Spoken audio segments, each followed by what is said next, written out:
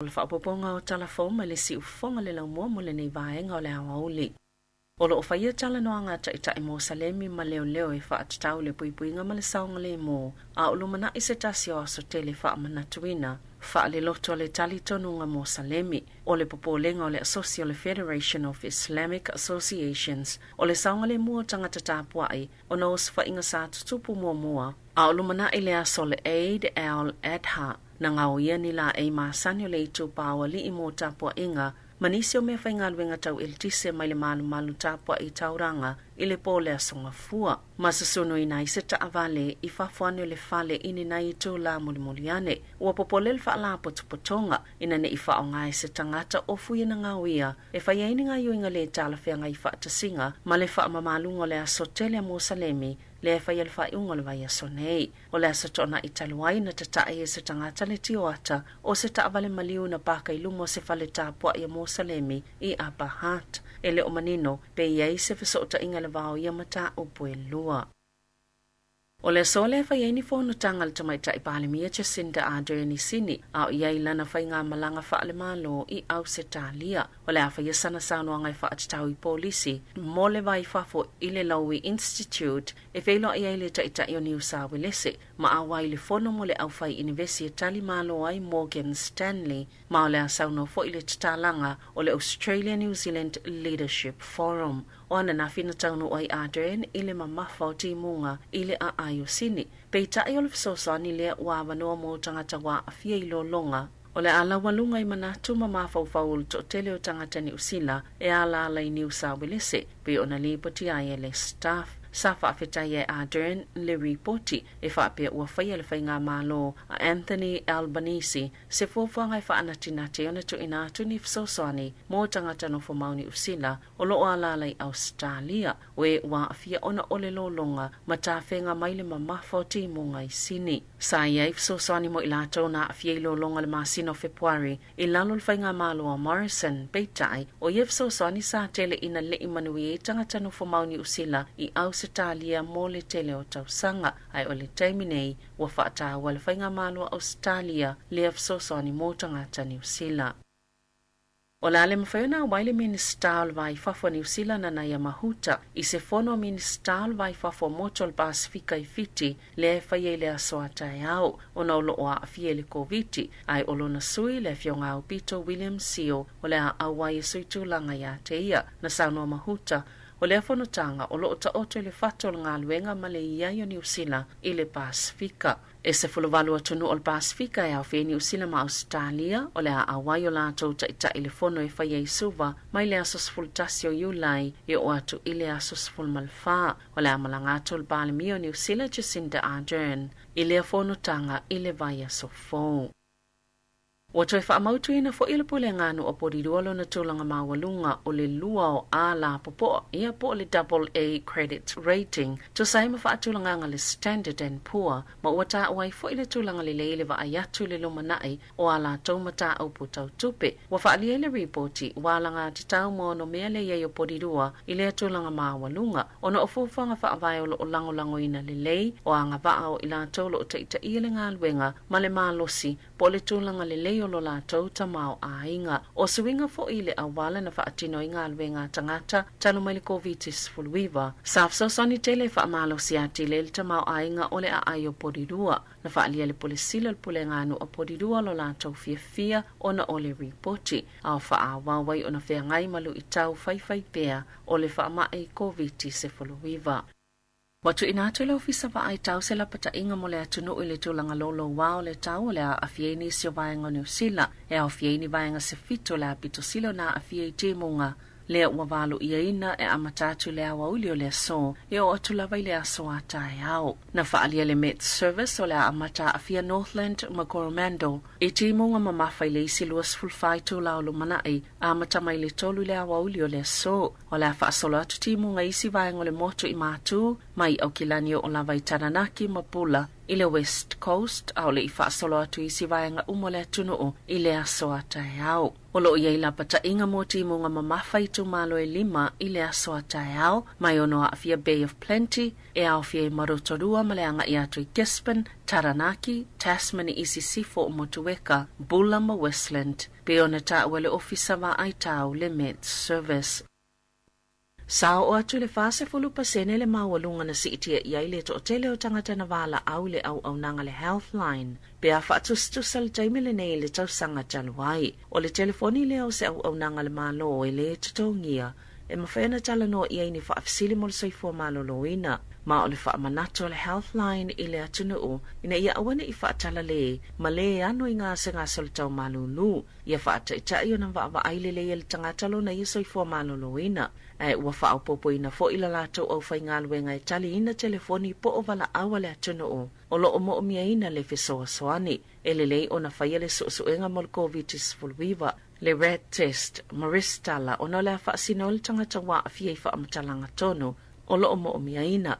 Ia mata I tu le lei au ngai pei o le lei au o le mānawa. Ma isi vai ngai mo o mia ina wala au le Healthline. E le vao le luafe ma le tolu afe lau wha ingo wala au I le aso. Ma o mafu anga pita ta atele lau le wha iunga le vai aso taluai. O le fulu, tale, whaaswati, fever, tinga o le manawa, ma le mangeso le pau. E o atul ta isfulu ono minute le umi e tali ai si wala au. O le vai aso taluai, o le fitu 5% o wala au na tali I tono minute se fulu. Pei tai o le taimi pita umi e wha tali ai, o le wha se fulu lua minute. Ua whaalia le pāle mia Jacinda Ardern, ua tu inatu ni whautuanga le soifua malolowina I whaapea. O vaenga pito sila na tā ua mao ngai mawhaiona whaia tangata uma o si iti aile to o tele o tangata ngase. O le whaamauti no lea ua whaia tui pui whaau popo po le pusta. Whai tui pui. Ma ia whaonga ina tali pupuni o fufonga. O ana nawhia to o sifulu afe lua se lau iwa sifulu lea whainga o tangata whauna whaamaunia. I le vairusi, ai 5 se lau lua sifulu lua lea whainga o tangata ulo o tawhia I whale mai. Ma lea awhianga o COVID sifulu I vai tutono lea tunu. O le taimi nei olo o iei lea tunu I le moli lanu moli. I le whaatulanganga o moli I whailo ilo le whaamai. Na tā uai Ardern o tangata awhia le COVID I tutono North Shore. Se isi mafu anga na si iti le numero tangata fau I le whaamai ina ua pepesi tutono le whale mai. O le asonga fua na li potia I al pulenga whaafale mai wai te mata. Ni whaamauningo ni tangata stoli manasia se atul whale mai ma ave atul COVID-19 I vai tangata ngase. Na tā ue so upu mo wai te mata. Pe amal to se lau tangata le whale mai North Shore wa afie le COVID na sauno Ardern e lava ni singalu fo le whaamai ma ua tāpena fo iai ni usila. O tele a fianga le atunu o ai mai se mo au whai ngā luenga. O le taimine o to tele au whai ngā luenga mo le soifua maloloina. Ua ngase ma ua whaatino ai enisi sifi whaau popo. Ua whaalia se tasisanga se ngā serkane soltau whale po le manawa le bowel cancer. E ua toi whaau la tia mai ai e whaapea. O le whaio se whaatau sine una I malu sel to tele o Māori ma Pasifika ina ia whaia ni siaki mo le ngase. O se la asanga le se awala sao e whaititi le whainu mero tangata mali leo mai le whaamai. Sa whaia se polkala me whaatau sina ina isi iti le numero o Māori in Pasifika I le valta I ono sifulu. Ma le ta ifitu sifulu whaatau sanga le mātutua. Ma isilia ma le valu se lau tolu sifulu le mawhi tangata ni usila. E anga waa mo le whaata peitai. Pena o le awhalea whainga o tangata o lo whaonga ina le avanoa. O siaki e whaia fua I o lātou ainga. O le kāne soltau whale po le bowel cancer. E lona lua I whaamai o kāne sai pitu to o tele tangata ni usila. E maliliu mai le tau sanga. E silia ma le awhelua se lau le whainga o tangata e maliliu mai le kānesa I tau sanga taitasi. Malu to tele lava o Māori in Pasifika. O lo oa vanua le apolokalame le atunu atoa. Mai silia ma le awhe whase lau le whainga o kānesa. E maua I suenga po o whaata. Ua whaititi e whaletupe le Westpac ma le BNZ whaapea ma le ANZ tului o mō kesi ta ilua tau sanga le umi. O le asoa na nafi lea na whailoa I le BNZ ua whaititi a lātou pasene tului whaatulangaina mo le ta ilua tau sanga. Mai le 5.1% I le 5.3%. Ai o tului whaatulangaina masani po le standard rate. O le whaapa mai le 1.2% I le 5.2%. Mo le Westpac, ua whaapa mai le 5.5%, Ward to sai ma le ANZ, lea na whaapaua la tau pasene tului lea solua, sa moli mawina le si itia o pasene tului o mō kesi, inai masina watua na yatu, o lo iele talatonunga le atoi si itia alfaltupe whaaleo le pasene tului o tupe, ile vai o sofou.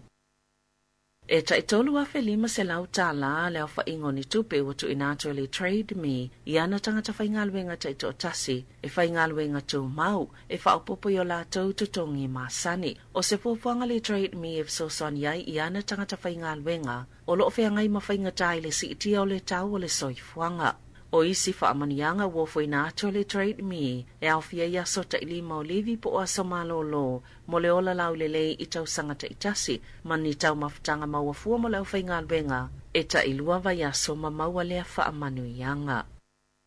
I atenu i whafo, o lo whaawau na whina ule Balemia o Beretania Boris Johnson, ina ia whaawau i bea lo na tofinga Balemia, ma te te atu i wala au ina ia whaamawai. Ona onisio na minister i longa ia u whaamawai, whaatese manisio au whaingaluenga, ona i whaape ua le mwhai ona la tautoi ngā lulue, e tautua la vaenga whaupwhai i lalo le teita i ngā Johnson. Sa vevela fe lafo inga i tutono le Balemene, i le whina watu anisi na ia whaase ese ma le teita, Taluailo na whaafuenga le mata upu i tua inga, ini a mionga mātanga, e whaasanga i se tasi o na whaipule si nia. Sa sia siato se vasenga o nisi o na minsta, pito whaatua tua ina i tutono le kāpeneta, i le Balemia ilo na ofisa i Downing Street, ina ia whaamawai peitai, e leo iese fōwhanga Johnson, e alu SAI, pe o na lipotia le Press Association a Beretania. Tala wawia ma le si ufonga le lau mua, mo le nei vaenga o le awauli.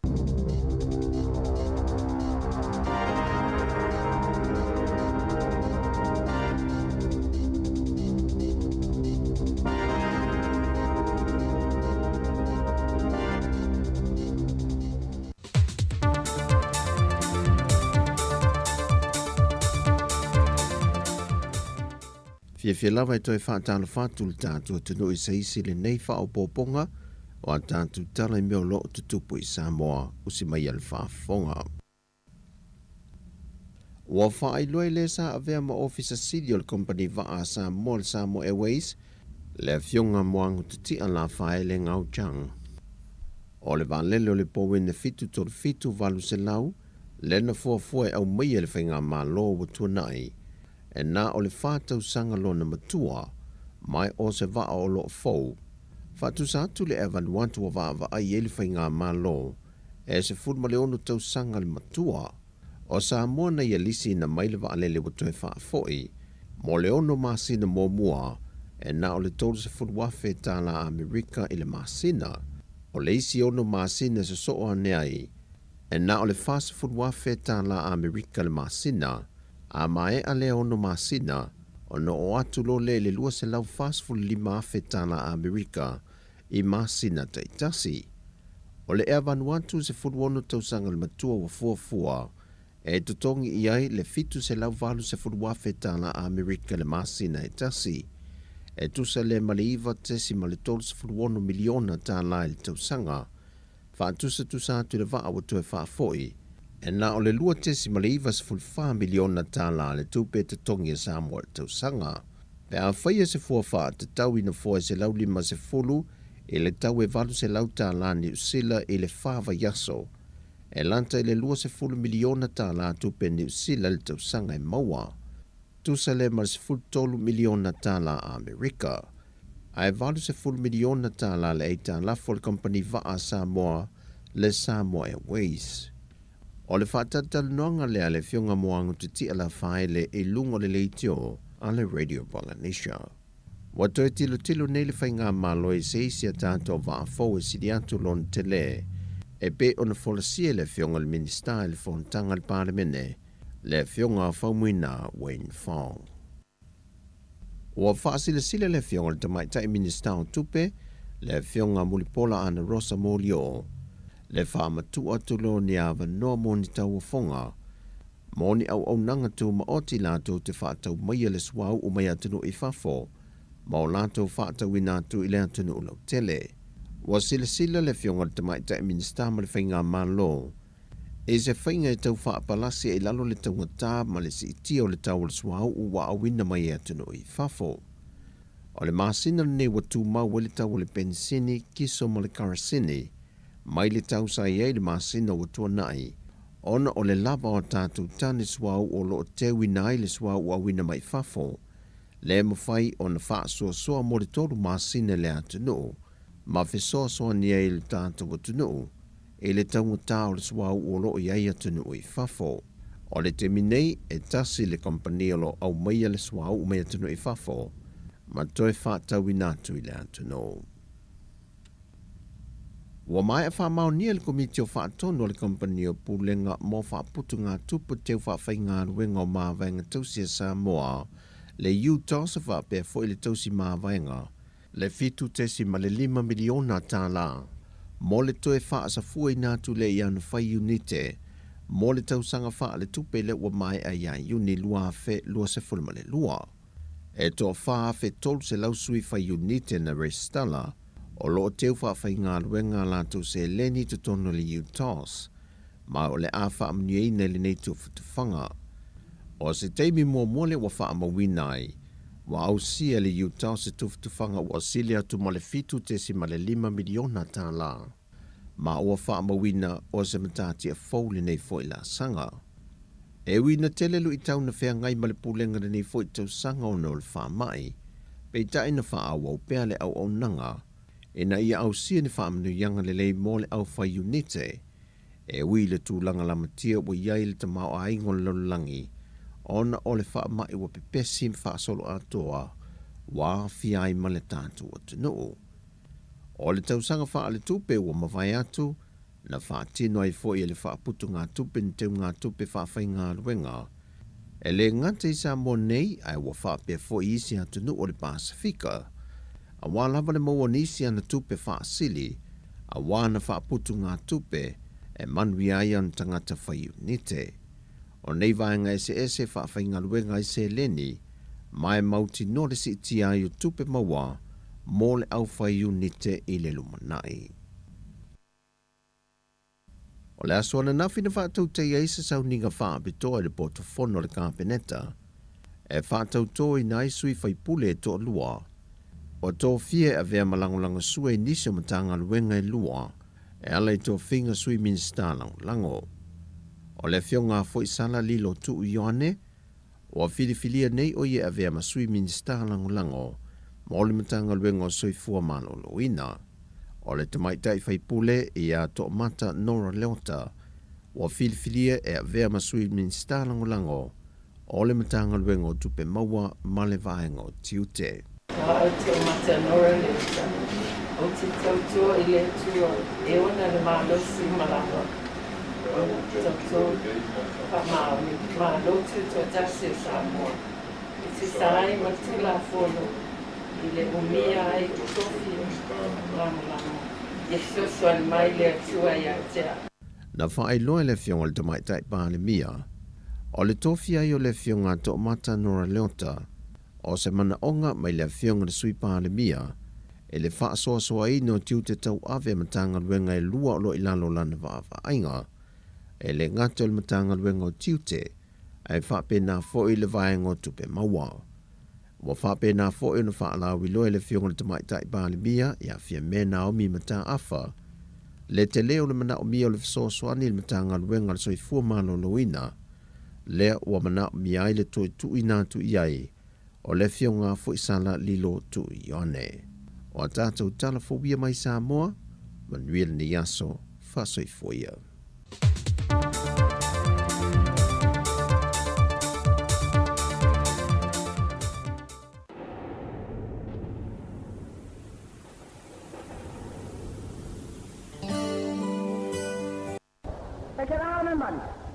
Okay, you're going to run around while acting. I'm going to go there. I have to think I'm a whole lot of list. Yeah? I'm a whole lot of list. Oh, you're here to one here? Yeah. Oh, you're there all the way to work? Yeah. Hola, hola, hola, hola. Oh, hola, hola, ¿cómo cao? Es que si hay un pequeño. Hola, hola, le veo al cao. Hola, le veo cacao. Hola, le veo cacao. Hola, le vamos a hacer cacao. Corría cada quien en un congi cacao. Es que le cacao al veo al cao. Hola, le veo cacao. Hola, e kau nga viri ai nga. Hola, vai atu pe kakeo. Kakeo. E kakeo. E kau kao. E ngala. Awo tu ka. Ai fa pe. La ko. Ora ko ka la ko pe fa fe sa o. Ya fa fa o e lo mu me lo ke po. La fa ka la ngoi nga ke phong yo de ka la ngo po an ka me ya. Ele ngi me e kau ke phong mo pe mo se me ka se va le ka. Pe nga ya fa ka lia ma mo pe pa wai. Ai pa le ba on ka be ave. E ave ka me wa pe le ka sa va ya fa pe. E ka o mai ai nga me wa. Na nga mai ai wa ku me o me ka sa yo. Fa fa nga fa nga be le kau ka se ka ba. Ar kala is ako ya kau. O ngai palo la salo y el cambaleo. Correcto. Oi, ya oi nga be le fa lo la. Aya nga bisa ngai fa nga sora ko swa ba ya. Nga tonge ka vikale. Il va sanga la le. Ye le ka o mo se ka ba ai. Ya. Le ka o ye se ka ba ai pe ka o mai ko ngi me ba. Akala ka ba ai ka ko foi mai fa fian ka ba. Ka o mai le ba. Ya lo la e vili nga. Ya la mu me la nga se. Limon ka se kul lua. Ora? Limon ka se ave se kul lua. Oh. Ya la vili ya. Vili. Ya, lo. Alo. Oi le ka. Ole peka. Oh, a ver ko inga. Le aku la va po tenen kupang ni. Ola le ko o ba. Ole ka kala. O ke mo? Keno. Oh, Ven ko. la ko mai sofo. Keno. Oh, Ana yako. ola manguia. O mawar ko pele ala pa kala kwangpo. Nga lua ya ngi ko la ko kala mai le yo magi ko makal ko aya o ya ngi ko. Ya an ko la bo ngai kama. Ya, ai ra kama le ki se pa bel ya ko la kwa ya mi. O ke le ya sku pe nga lua ya kala.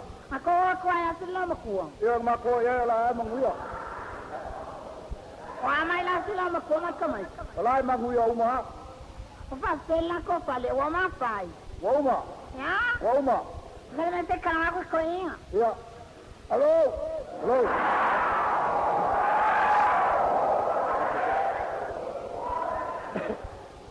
Hello. Hello. Hello. Sorry. Oh. Kalofa. Caramba. Eu quero mais lá, mulher, me calme nem. Yo. Olha o co. Ola manguia ma ko. Olha o cala. Oh, ke mo. Temo. Oh. O co vai faz. Ele yo le vo ko malo lo ai sa mo foi na vena. Eu quero mais.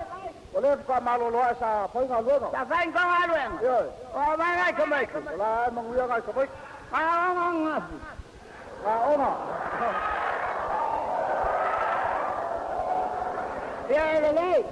ele ngai ko anga ave ngai okay le vai ma vai ni la vai oi la ama. Ya, ya wale. E mo ka lo le nga le ve ko mo ko dia. Ah, Ola ve ko mo ko dia ka. e le ve ngai le si dai wai ko vai. Le ve na ke king ngai wai fa fo vai ai kama. Ko kwa ke le nga fa la. Ele kare uma kwa vese umo le ulu. Ma ke le no ai pular kulang le ngai ngoi mai ma ka ma ke le lo pular kulang ai. Ale ngai lo le ola ngor ku ko se me fo le manga ba mai ai ngai le mai la ola. Oh, ya. Or ko mula ko ma wa. Kemo. Oh, Técnico. ole ai fa fo. Ah, Le fa ka mai so fo. vaya que ya está se makalanga. Ya wale. Vale. Hello. Dale. Oh.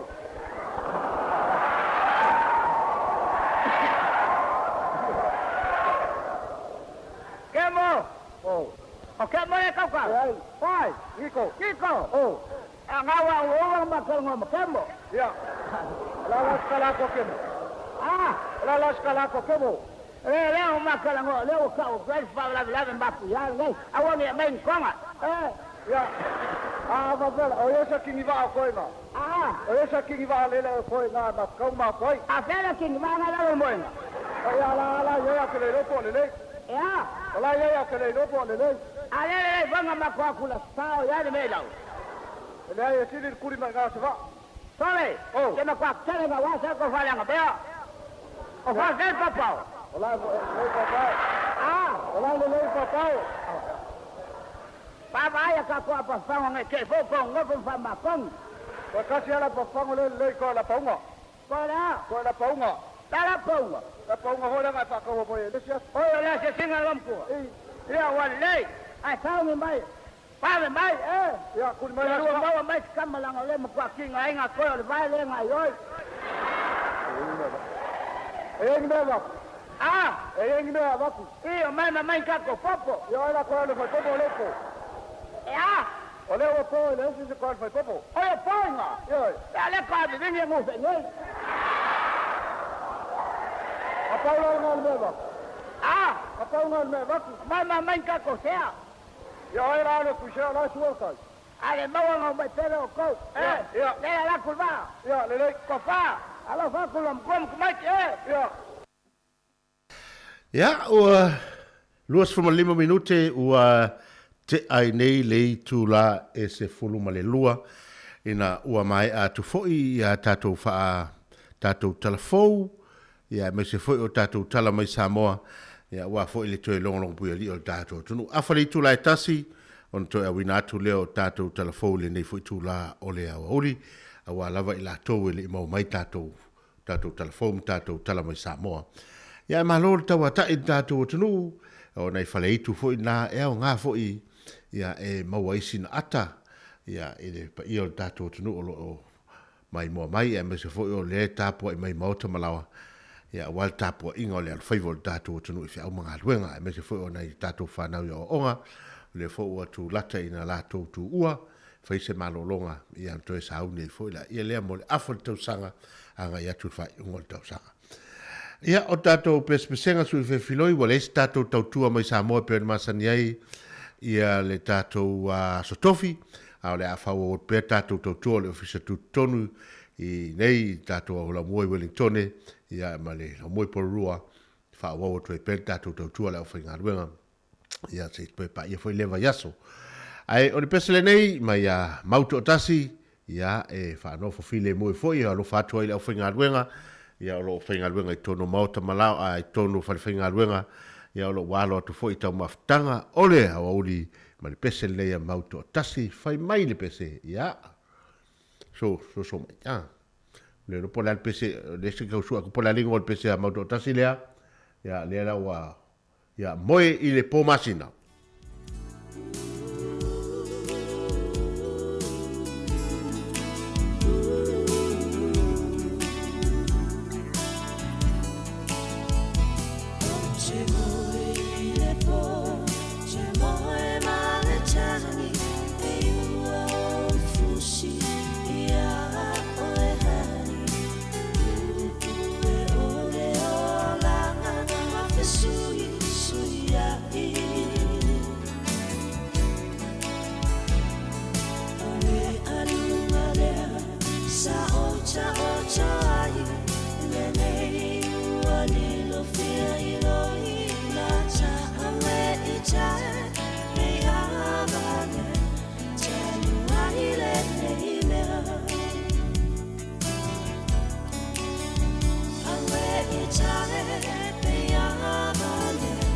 Tell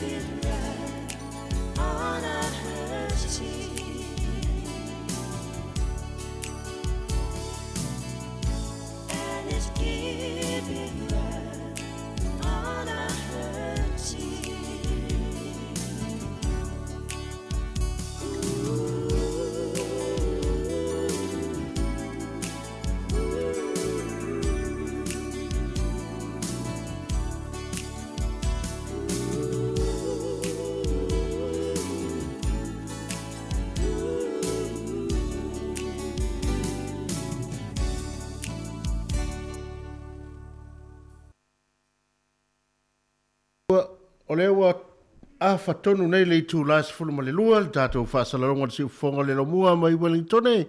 Ia whape fo ilunga le tātou Apple Samoa Capital Radio. Ia o lo mwhai on whafonga mai initial le tātou atanu. Ia pi fōringa e wawai atu i le ne fo itu la le ua maua mai le tātou au. Ia o le whai unga le vai aso. Ia le ua maua mai ai ia le lisio le tātou au o le All Blacks. Leo le ata alo ma ia lani i le test lona lua, po le ta alonga whaavao ma lo lona lua, ia pe o nalo tue i lea soto nai o luma nai. Le la ua tau lima nei le au, e ma ua mtu fuel nei auri, ia le la la alau inatu tatu au lea tue lau tatai au, ia mo le teleo i la tau o lo fia maua mai, o fia nei meo ta alonga mese la kapi. Mantua ta alonga lea la a whatanu wina i le laumua i la lo i Dunedin, ia ele lato malai fo ile le fa pe le malai ele mfaina etimu ia ia o le tato aula lea o le numela tasi po le pou numela tasi o chot power o le tato huka Cody Taylor o le numela tolu o ofa tunga fasi ia o le numela fa o Pody Ritatic o le tatou loka, le ua se e atu tamale o Scott Barrett, le sa numelono i le ta longan tenei. Ia le numelono le ua se e mai ai i a stasio alo le tatou atanu o Dalton Papali, tamale a leo te tantonu o le numel fitu numel tasi le ia New Zealand i le teminei, a mese fo i o le Super Rugby in fasolo nei, ia le ua tu mai i le numela ono i a Dalton Papali. Numela fitu Sam Kane o ia foi leo o kapteni. Ia numela valu Ari Savea. Tama le master lea teminei. O le numela iwa ua se e mai le tama Aaron Smith o le afalea ia ale aua Highlanders. Numela se fulu Burden Barrett. Numela se fulmaltasi o Leicester Whainganuku. O le numela se fulmalelua Queen Tupaya. No mela se furu male tolu Rico Ioane, se furu male fa o Sevu Rees, se furu male lima o le kama Wellingtongelea o Jody Barrett.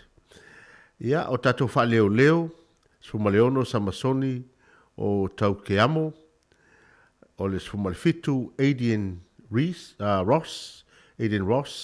fa pia foi le se furu male valu Angus Stavao, se furu male iwa leo se e menta to tama leo to Patrick Tupulotu le na fape satalo ya pani ya leo to e au mai ia o le tama numela lua se furu o Peter Casa so wakula lo numela lua se furu tasi ia leo se e mai ai ia le afalea o folau fakatava mai le au Highlanders foi ia tama leo Rocks Bay.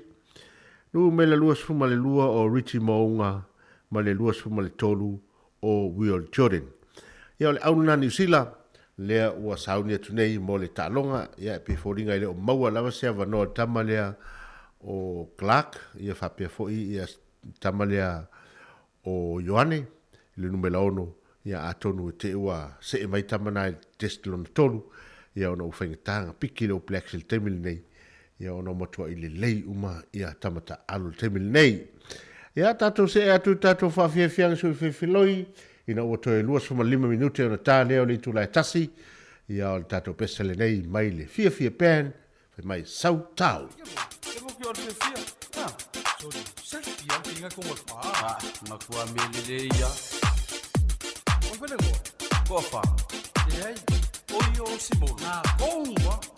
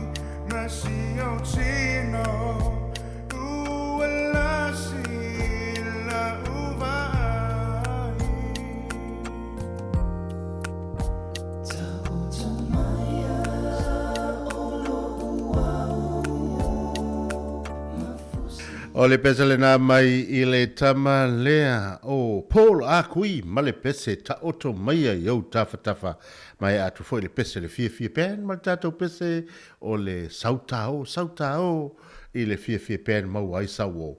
Ia awa lava le nei a fiafi ma le nei foi a uli ma fuafuanga lava singa le tātou watanu ia a o tātou iei pefi au mga luenga masani ma lor tau wa tai ma lo foi le fatotoa ia I le nei foi ia so fatalo fatu le sunga ia tusa tavita tusa ia ma le au whinga luenga po fia foi talusia au tō whinga luenga e le o tō malai tāpolo o le nao lo whasa ina mai li tapunia tatu malai tāpolo o na ua whaisi vai o le malai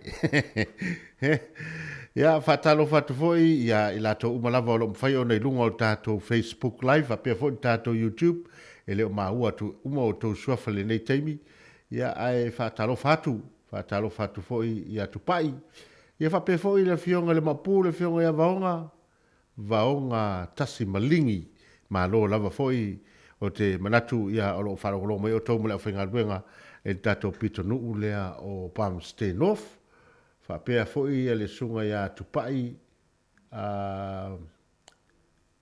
ia Fred tupai ia male au whinga ruenga. Maro lava le au mai. O tātou ainga o loo mawhai mafuta mai Australia e mai se foi o Amerika, Hawaii, whea lava tafa le lanolangi ia mātou te whataro whatu nei tūlani. O le aso ina o te sifurma le ono minute ona tā lea o le itu lai tasi. O le tātou pese le nei whai mai tuanai atu ia o tuanai ala whaingata ia e saumani noa ia e tuana ia tu a saumani noa o le wingoana le pese na o le awa fatu tama lea tasi malingi ma le pese nei ia whaafonga mai fui se isu ia fui whanangona ia mo tātou I pese nei fui vai tau o le au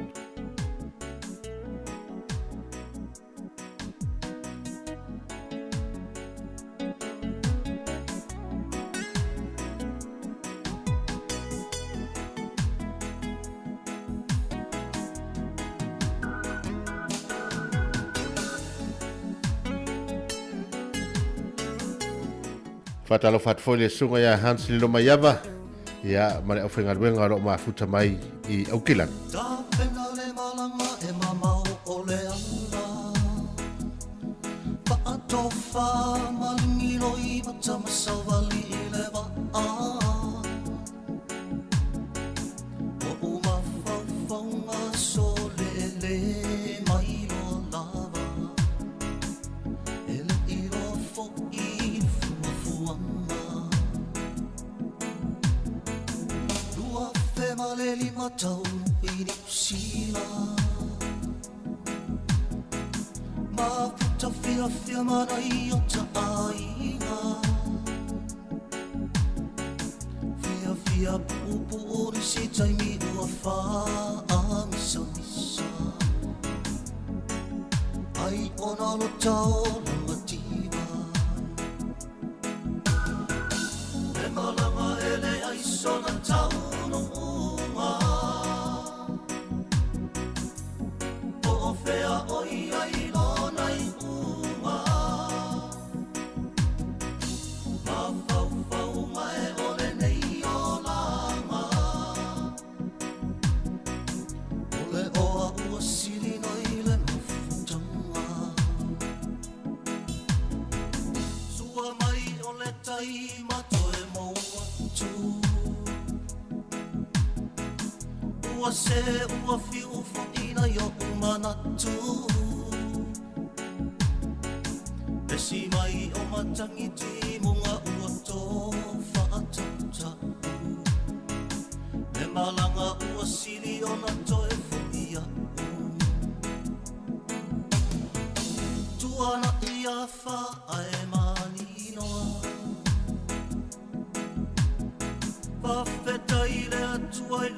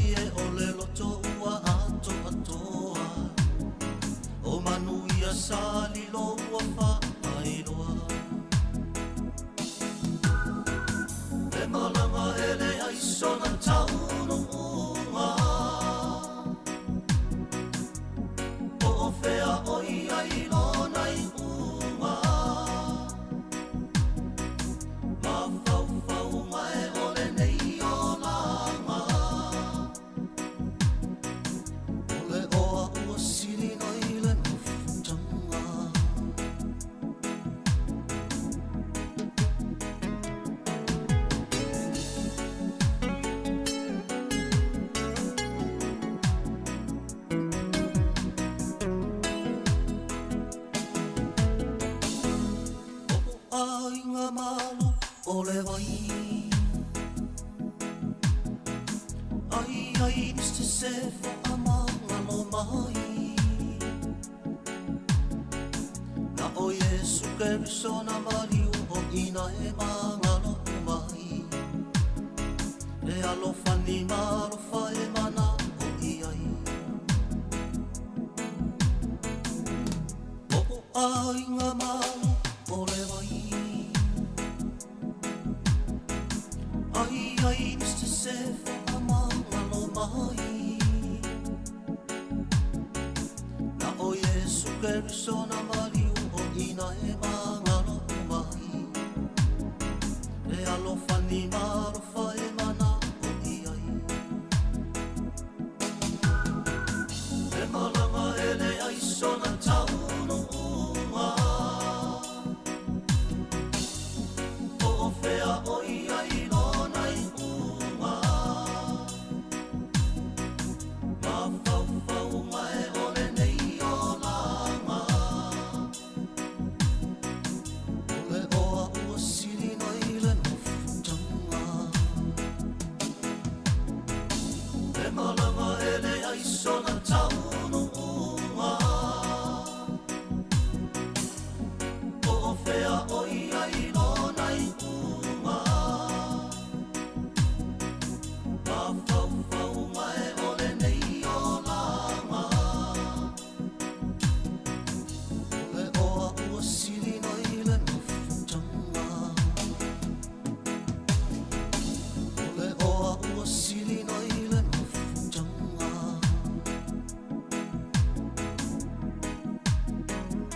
Tara pese batango file na mai ile a fianga le mapu wa o ngā tasi malingi ma le tātou pese le nā whai mai tua na ia whā ia ai sau mani noa.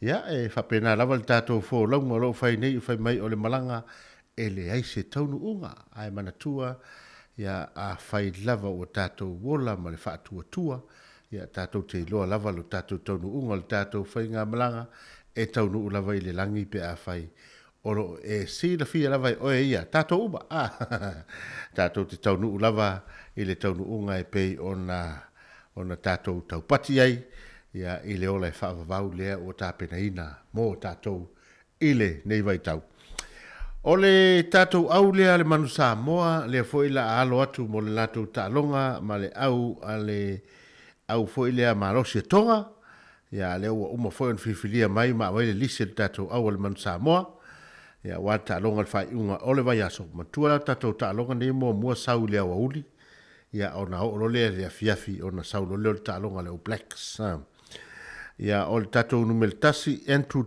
tuala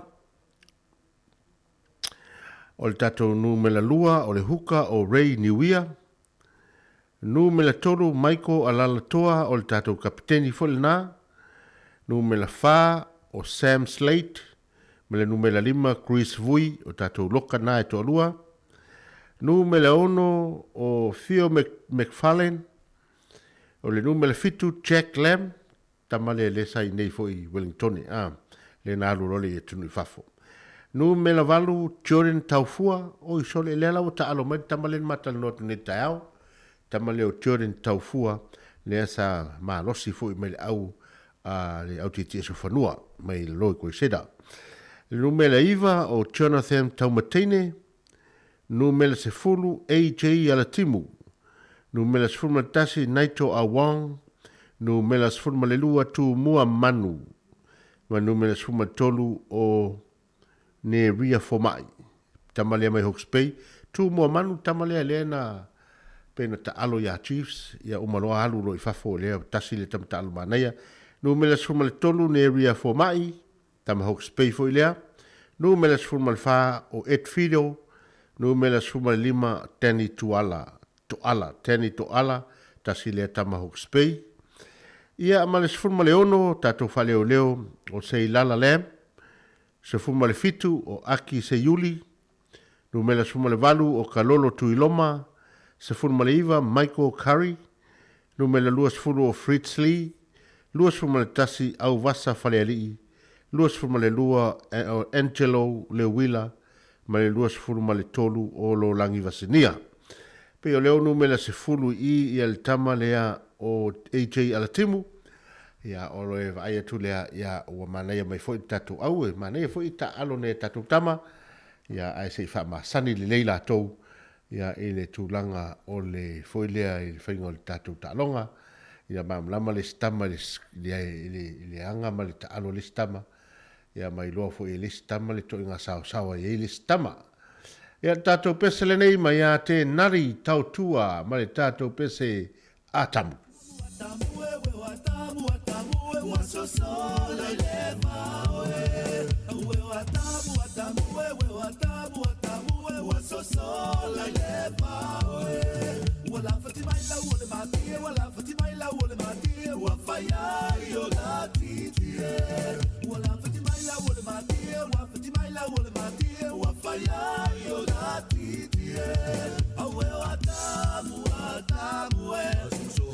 Sola y leva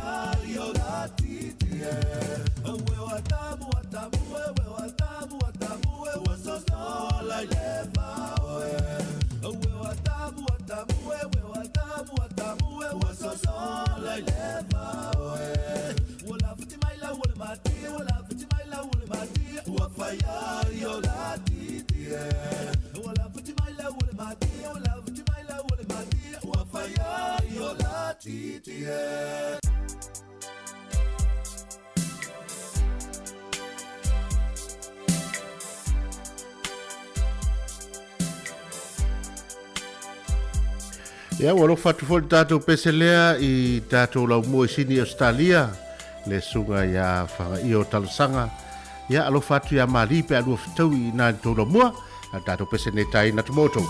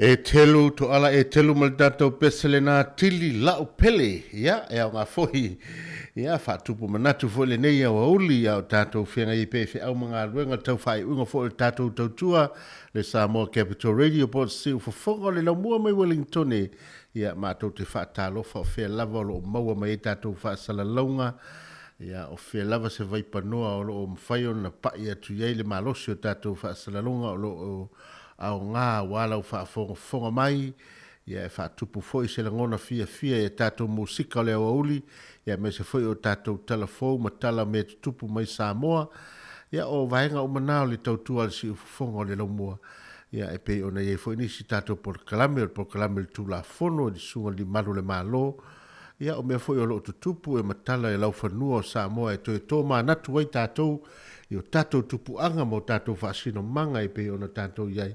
Ia tātou te o mai lava i New Zealand nei mātunu ma mau whea lava o lo e tapua e ma esa ili malo ai ia ele mfai lava o na ngalo yo tatou mafaufonga ia lo tatou whaasino manga o le tū hoi nā maleanga wha Israelu e susu e wha malanga le wha malama ia matoe tepa lava i Israelu matoe tepa i Jerusalema le ai e whai mai e whai ma pele o latou loto ia ono i nā e pe o ngā tonu e le latou soifua ma lo latou ola tapua ai i lo latou atua whapena fwoi lan tatou Samoa tatou te nonofo ai nei a o ai na tupu mai ia ni pe whea ni o tatou ai ngai Samoa ia e o ia uma o tatou tino mo o tatou langona ia ona fotu a ele ono o tatou manatu fo ilea o lea lofa i nei o tatou ainga ma o tatou tangata o lotu tupu mai ei ni whaalave lave ia ona tatou nofo lola e tatou le ma nofo la le nofo fo ilele na misi e lofa ia e tatou te misi e lofa lava masa ili ia ni awala e watu e se soani ia o tupe lava ma lo lava le anga lelei ma lo le lofa ia i latou ia i tatou uma ia awale tau ati na e o nei o tatou ainga e mana tua foi o lo ili talanga foi o le ditio o le nesi u fonga le laumua ma le whamanatu ina o le tolsful tau sanga le aso lulun tenei aso duas fumaleiva ia ana toe foi le ana toe whanongolongo e foi le saunoanga le fionga le tutori le fionga ia to filau eti alesana le sa avea foi ma pale mia o le tatou watunu in le tele o tausanga ia e ese foi le manai e le whanongolongo i si ufafonga o nei ta mama nei tua asa whaintau saina mai ia le foi le fi tau le atunu ia o ta otomaitia sa ia o la tino ia o la ai o la pea i o tatou loto a latou whaupunga ma latou launga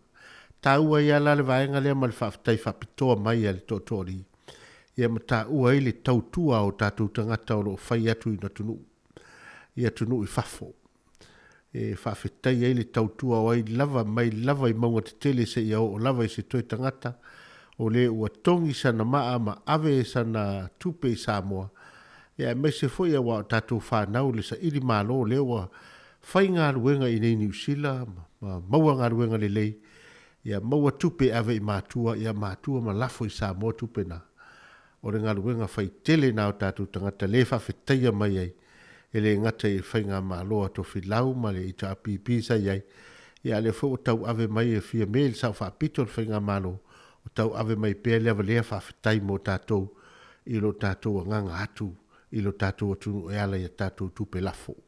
La life so swani tama aingo Samoa pe nei teimi a wai mana tua pēr le tala to whilau le tele tau sanga taruai ua whaale eise popo ua whaale eise koko sa main exporter Samoa le nā teimi a le main exporter Samoa le ua o ei teimi nei o na tangata le au mai whafonei ia o na watu e leo le tele o tupe ia ma ola il tatou atunu e matau tia foi to fama mau ma to fa tala ia to a ia le lava la le la to fama nianga le o manui ai tatou nei ia ma lo nga ru el tatou pesele nei ia e le ia foi fema fa e motu nei tatou pese foi le vave ia wale au finga luenga teiso mo le au finga luenga i taua ia fa pe foi le sunga ia ti check-in malu mo le au finga luenga ia vai po feo ele fe na wat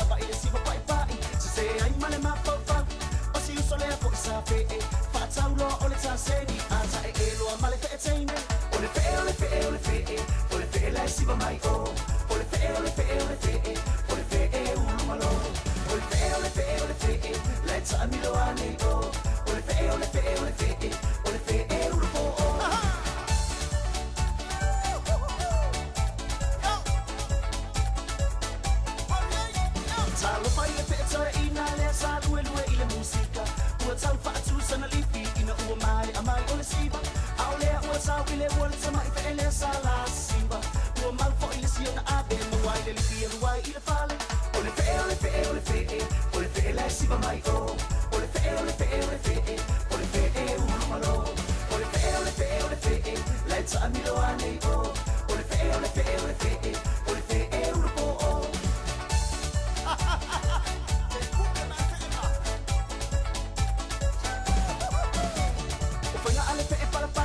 isa perlu wala so abe ebibi uma ile tai dia tasi bangana uo o ile fale a ile mata pachawa tama it's a matwa ina ilaba sai yene na o male fale tuan ole fe male ta abale ole fe ole fe ole fe ole fe la siba mai o ole fe ole fe ole fe ole fe ulu malo ole fe ole fe ole fe let's amilo ane o ole fe ole fe ole fe ole fe ulu po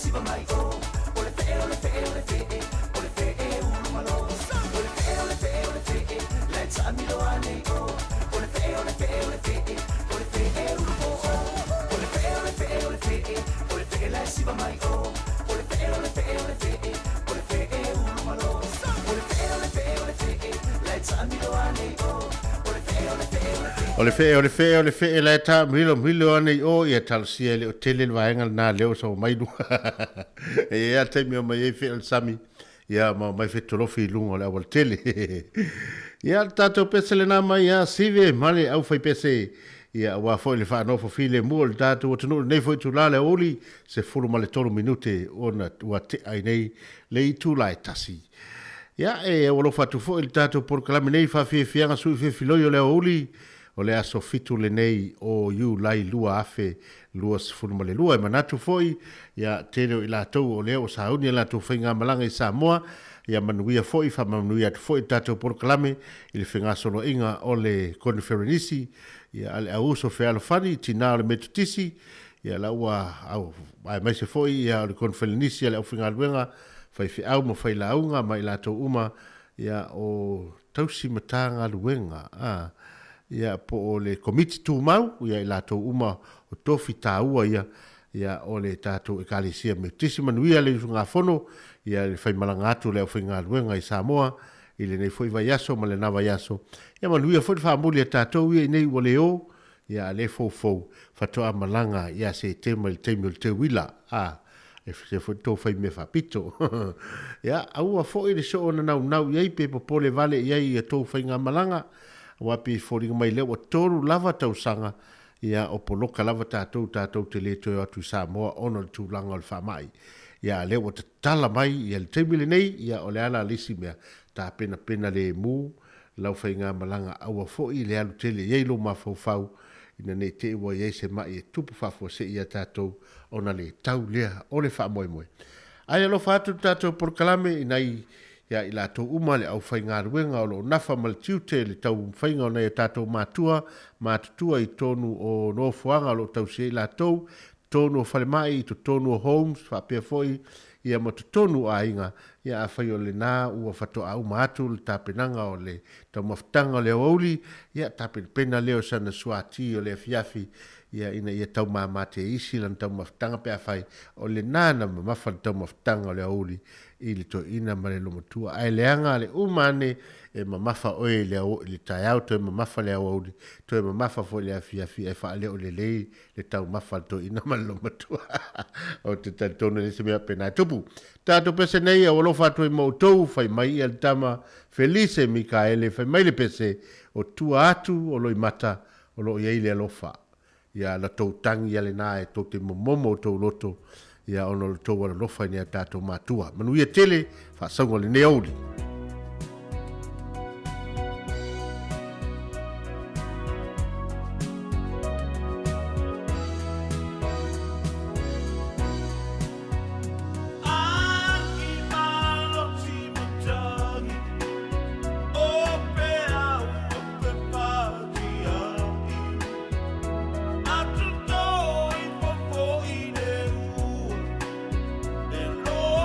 Yeah.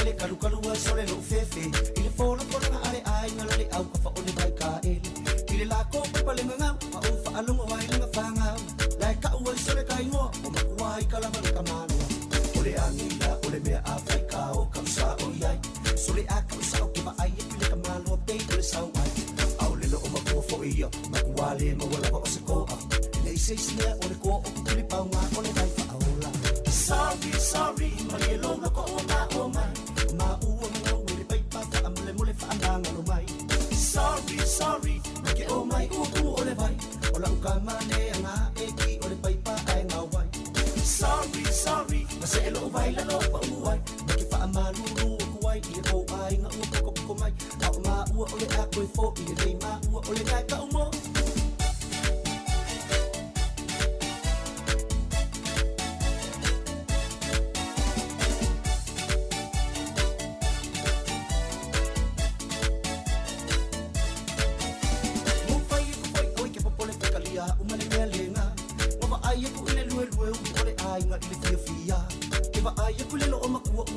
solonga roi maka ele kangi ile fia ele anga ole kangi sole ele ika wo mangai lau le lo makua male koe inga koe lo fanga se awe ke pole ele le yo ma ole bele iko sausa kia asa o fila oi le muli fautu o to lo masau ngale fia lo a ulo ko fi kuli mai ai o lo mele le se lau sole ele mama I fanga fanga mo wingi ile kai ko fi ku o lo kama muli ai le ai sorry ke o mai u ku ole vai ola u kamale anga e ki ole pai pa ai nga wai sorry se lo vai la lo pa u wai ma ke fa amalu ru ku wai i o ai nga u ko mai au ma u ole a ko fo i le ma u ole ga ka u mo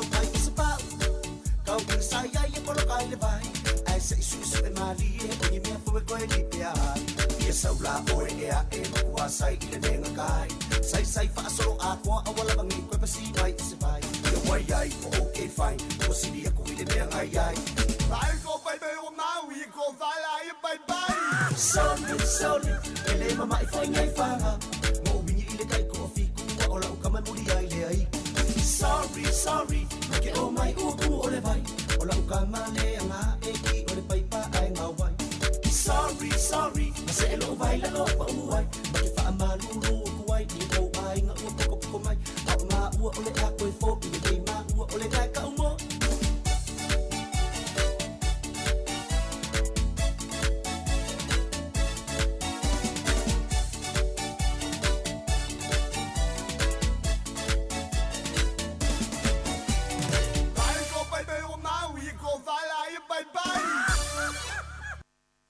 Taro besele na mai ile au fai pese ale Pacific Club Band.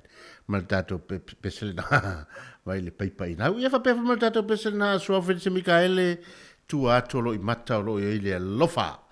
Ya o pese nga sui fefi lo I lava wa le fa fie ino le tato wotunu ele ngata ya ila tou tamam tina matua lo tapo mai mauta malawa.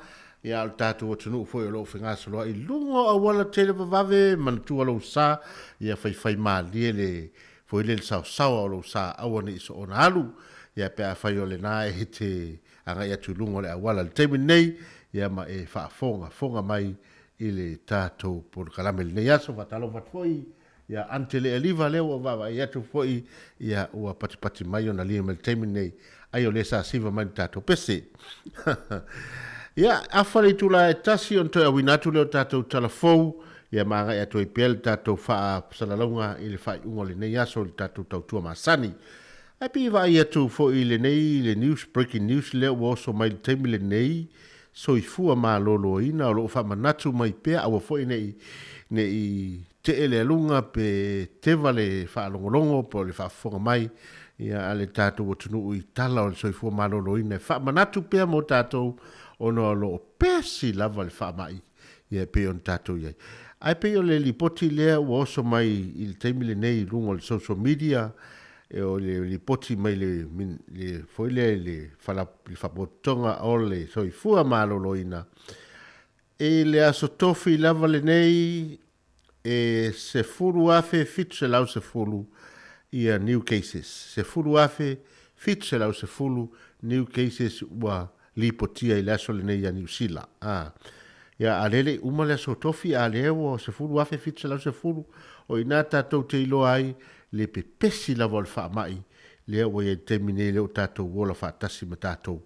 Tautua nā, whai leo fai pea lau tarifafonga ia walo wanga i atu ino whanga whai tele ia e mese folo wanga i atu i le supermarket lo wanga i atu i whalapoputonga e yel niva yaso ia po tonu fo tatou lotu whatsa o lo lapta ia fo i le matou e kalesia le whamalo sia pea tarifonga ona ia awane ia fia nisi ia te oe lea ti ngā e wae o telo tatou e le o whayangi test a lau o maua e whamai ia ai le fai lava on fa pe mai a me o mo fa mai ai a fai no e mo i le fa mai wa e tale po le altu langa ia o le tatou fa manatu wa fo i le masani e le leilo wa lala le fale au e te alu lotu ia pe te atu fai ngā ruenga po fea lava te anga ia ai e nofo le fale ia one i pe sia nis tangata ia te oi ia al tani fonga tatou tunu fa o ngā se fulu afe fitu se lau se fulu new cases o le aso tofile nei ia wha o popo atu ai ma i la tau e toa lima e se fulu lima ia i la tau ua maliliu ia ma le lima se lau lima se fulu ma le wha tangata o lo o ili whale mai ia o le wha ta vale valenga le na o le tatou o le whaatawale valenga le nā o tātou ripoti leo mai. Ia, ona o wha maruru le whapea, ona o leo toi oso mai le mele i nau whawe atu lau wa ai. O cases a ia o le aso le nei, community cases, number community cases, e valu afe se furu maltolu. Valu afe se furu maltolu, a e le se furu afe fitu se lau se furu pe ona o wha atu temi mua. O le ripoti le nā, ia lena li poti mai i tūlanga o cases a lewa mai o le aso tofi lava ia oi i le tūlanga e peo na iai o le average la lewa o wa aia tune iai mo le vai aso le fitu aso pe a wha pe wha average le fitu aso pe a vai o lona winga e fōlinga mai e valu afe ma le sifuru tolu cases i le aso e tasi valu afe sifuru ma le tolu i le aso e tasi pe a wha e fitu aso o le vai aso e fua la i keise siena o whai atu ai momua e se furu a fe fitse lau se furu ia keise se pe ona iai i le aso tofili nei wa o le aso lua ia o keise sa iai sa li potia ia pe a ma le tolu se lau ma le tolu afe ia e anga i atu i le ono afe fase lau iwa valu ia o le aso nga fua ia e iwa afe ono se lau lua ono no mo to i tele al fa ma i leo ia tātou ele ngata o le COVID-19, sau le Omicron, Delta, saua ia i le whea. Le halis wha mai leo ia saua i malifuru, ia o le PA5, PA4, PA2, o le tele o le toi ngā variants lewa ia tātou whai tete tātou. Ia tātou pese wha wau, ia wā lava le mamalu le tātou atunu, o lo mafuta mai, ia e whaatalo whātou le neitu la o le auli, tātou pese le tama le nei le 685 ma le pese fai mai you better be home soon ia a fai o e fuafua te tuai le fale o tali le tatou pese le better be home soon tau ne va veanu fale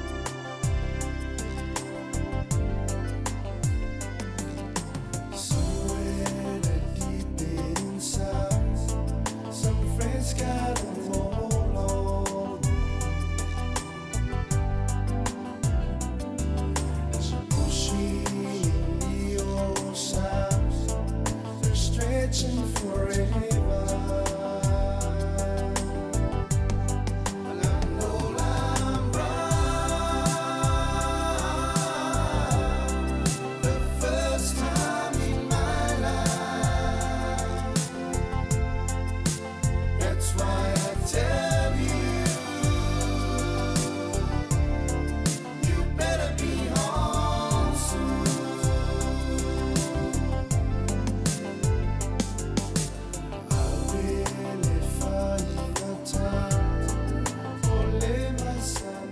La fase se mai tato pese le to tato se taimi ia ai se ia tato watu tato tala ono tato talfou ia ono le ua ho mai taimi e te tau ono to watu ai ia a tato talafou.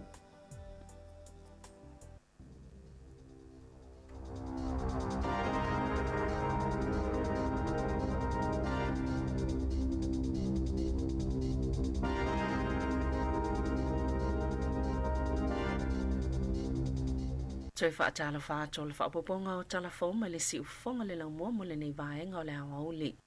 O lo o whaia tala noa ngā tai mo salemi ma leo leo e whaatatau le puipuinga ma le saunga le mo, a ulu mana i se tasi o aso te le whaamanatuina, wha le loto le tali tonunga mo salemi, o le popolenga o le asosi o le Federation of Islamic Associations, o le saunga le mua tangata tāpuai, o na os whainga sa tutupu mua, a ulu mana i le aso le Eid al-Adha, na ngau ia ni la e maasani o le itu pawa li i mo tapua inga, manisi o mea whainga luenga tau iltise mai le malu tapua i tauranga i le pole a songa fua. Masasuno i nai se taavale i whafuane o le fale ini nai itu la mulimuliane, ua popole le whaala potopotonga, ina ne i whaonga e se tangata o fuia na ngau ia, e whaiaini ngā yuinga le tala whianga i whaatasinga, ma le whaamamalunga le asotele a Mosalemi, le fai al fai unga le vai aso nei. O le asa tona i taluai na tatai e se tangata le tioata o se taavale maliu na baka i lumo se fale tāpua i a Mosalemi i Abahat. E le o manino, pe iei se fesota inga le vao i amata upo e lua.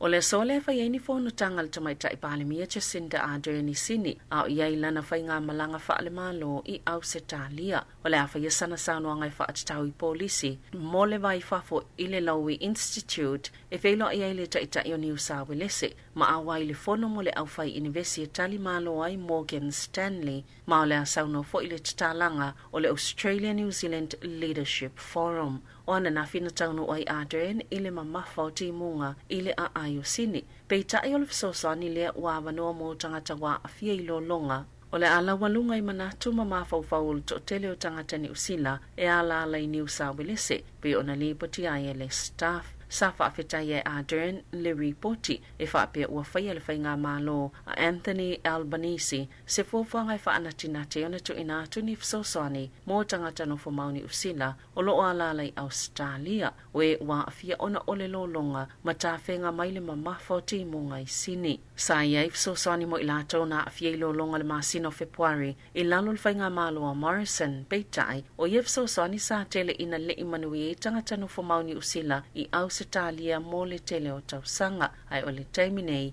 wa whaata wa le whainga malo Australia le afsosani mo tangata New Zealand. O la le mawhaiona waile ministal vai fafo New Zealand na ia mahuta i se fono ministal vai fafo motol Pasifika i fiti le whaie le asoata e au o na olo o a fie le COVID ai olo na sui le fionga au Peter William Seal o le a awai suitu langa ia te ia na sauno mahuta o le whanotanga o lo ta oto le whatol ngā luenga ma le iai o New Zealand i le Pasifika. E se fulavalu atunu o le Pasifika e au whi New Zealand ma Australia o le a awai o lātou ta i le whono e whai ei suva mai le asos fultasi o Iulai e o atu i le asos fulmalwha o le amalangatu le Palemi o New Zealand Jacinda Ardern i le whanotanga i le vai aso fōu. O toi whaamautu ina fo ila pule ngānu o porirualo na tūlanga mawalunga o le lua o a la popo ia po le AA credit rating to saima whaatulanga ngā le Standard and Poor ma ua tā uai fo ila tūlanga le leile wa ayatu le lumanai o a la taumata au putau tupe. Wa whaalia le reporti wālanga te tau mo no mea le iei o porirua i le tūlanga mawalunga o na ofufanga whaavai o lango ina le lei o a ngā waa o ila tōlo o teita ia le ngā luenga ma le mālosi po le tūlanga le lei o lo la tauta mao a inga. O suinga fo ile a wala na whaatino i ngā luenga tangata talo mai le COVID-19 fulwiva. Safso soni tele wha amalo si ati le ta mao a inga ole a ayo porirua. Na whaalia le pole sila le pole ngānu o porirua lo la tau fia o na ole reporti. Au wha a wawai o na whea ngai malu i tau whai pea o le wha ama e COVID-19 fulwiva. Watu inatu le ofisa wa ai tau se la pata inga mo le atunu i le tūlanga lolo wao le tau le a afieni si o vaenga New Zealand e a afieni vaenga se fito le a pito silo na afiei te munga Lea ua walu iaina e amatatu lea wauli o lea so, e o atulawa i lea so atai au. Na whaalia le Met Service o lea amata afia Northland ma Coromandel, e timunga mamawhai le isi luas fulfai tū lao lumanai, amata mai le tolu lea wauli o lea so, o lea whaasolo atu timunga isi vaengo le moto i mātū, mai au kilani o lawa i Taranaki ma Pula, i le West Coast, au le i whaasolo atu isi vaenga umole atunuu, i lea so atai au. O loo iei la pata inga mo timunga mamawhai tu malo e 5 i le aso atai au, mai ono a afia Bay of Plenty, e au fia i Marotorua ma le anga i atu i Gisborne, Taranaki, Tasman i isi sifo o Motueka, Bulla ma Westland, pe ona ta wale ofisa wa ai tau le Met Service. Sao o atu le fase fulu pasene le mawalunga na siitia iai le to'otele o tangata na wala au le au nanga le Healthline. Pe a whaatustus al taimi le nei le tausanga taluai. O le telefoni le au se au nanga le malo e le tutongia. E mawhaina tala no iai ni whaafisili mo le soifua malo loina. Ma o le whaamanato le Healthline i le atunuu. Ina ia awane i whaatala le. Ma le ano i ngā se ngā solitau malulu. Ia whaataitai o na wa aile le le tangatalo na i soifua malo loina. E ua whaau popo ina fo ila lātou au whai ngā luenga e tali ina telefoni po o wala awa le atunuu. O lo o mo o mia ina le fisoa soani. E le lei o na whaia le suenga mo le COVID-19. Le red test, maristala, o no le whaasino le tangata wa a fia i whaamatalanga tonu. O lo o mo o mia ina. Ia mata i tū le lei au ngai pei o le lei au o le mānawa. Ma isi vai ngai mo o mia ina wala au le Healthline. E le vao le luafe ma le tolu afe lau wha ingo wala au i le aso. Ma o mafu anga pita ta atele lau le wha iunga le vai aso taluai. O le fulu, tale, whaaswati, fiva, ti ngā le manawa, ma le mangeso le pau. E o atul ta isfulu ono minute le umi e tali ai si wala au. O le vai aso taluai, o le fitu 5% o wala au na tali i tutono minute se fulu. Pei tai o le taimi pita umi e wha tali ai, o le wha se fulu lua minute. Ua whaalia le palemia Jacinda Ardern, ua tu inatu ni whautuanga le soifua malolowina i whaapea, o vaenga i pito sila na tā ua mao ngai mawhaiona whaia tangata uma o siiti ai le to o tele o tangata ngase. O le whaamauti no lea, ua whaia tui pui whaau popo po le pusta, whai tui pui, ma ia whao ngaina tali pupuni o fufonga, o ana nafi to o sifulu afe lua se lau iwa sifulu lea whainga o tangata whauna whaamaunia, i le vairusi, ai 5 se lau lua sifulu lua lea whainga o tangata ulo o tawhia i whale mai, ma lea afianga o COVID sifulu i vai tutono lea tunu, o le taimi nei olo o iei lea tunu i le moli lanu moli, i le whaatulanganga o moli i whailo ilo le wha mai, na tā uai Ardern, o tangata afia le COVID i tutono North Shore, se isi mafu anga na siitia le numero tangata fau i le wha mai, ina ua pipesi tutono le whale mai, o le asonga fua na li potia i alpulenga wha whale mai wai te mata. Ni wha mauningo ni tangata sto ali manasia se atul whale mai, ma ave atul COVID isfulu i vai tangata ngase. Na tā ue so upu mo wai te mata, pe amal to se lau tangata le whale mai North Shore, wa afia le COVID, na sauno Ardern e lava ni singalu fo le wha mai, ma ua tāpena fo iai ni usila. O tele a afianga le atunu o ai mai se mo au whai ngā luenga. O le taimine o tele au whai ngā luenga mo le soifua maloloina.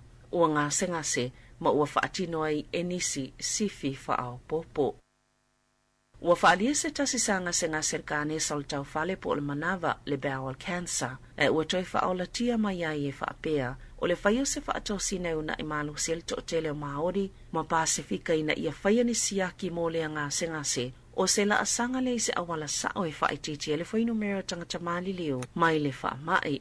Sa whaia se polkalami whaatau sina, ina isi itia le numero o Māori in Pasifika i le valta i ono sifulu, ma le ta i fitu sifulu whaatau sanga le mātutua, mai silia ma le valu se lau tolu sifulu le mawhi tangata ni usila, e anga waa mo le whaata peitai, pena o le awhalea whainga o tangata o lo whao ngā ina le avanoa, o siaki e whaia fua i o lātou a inga. O le kāne saltau whale po le bowel cancer, e lona lua i wha mai o kāne sai pitu to o tele tangata ni usila, e maliliu mai le tau sanga, e silia ma le awhe lua se lau lea whainga o tangata e maliliu mai lea kānesa, i tau sanga taitasi, maal to o tele lava, o Māori in Pasifika, o lo oa vanua lea polokalame lea tunu atoa, mai silia ma le awhe wha se lau lea whainga o kānesa, e maua i suenga po o wha ata.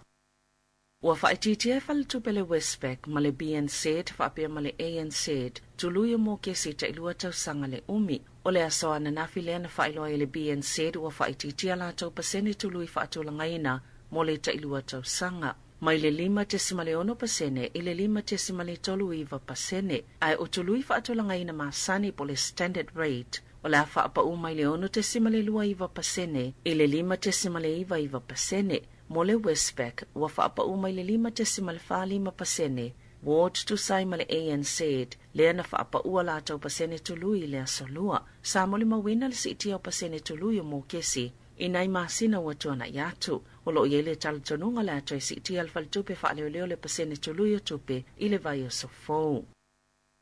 E taitolu a felima se lau tala le au whaingo ni tupe watu inato le trade me i ana tangata whaingaluenga taito tasi e whaingaluenga tō mau e whaopopo i o la tau tutongi masani o se fufuanga le trade me e soson iai i ana tangata whaingaluenga o lo whaingai ma whaingatai le sitia o le tau o le soifuanga. O isi whaamanianga wofo inato le trade me e au fia ia sota ili maulivi po o asomalolo mo le ola lau lelei i tau sangata itasi mani tau mafutanga mauafua mo lau whaingaluenga e ta ilua vai aso ma maua lea whaamanuianga.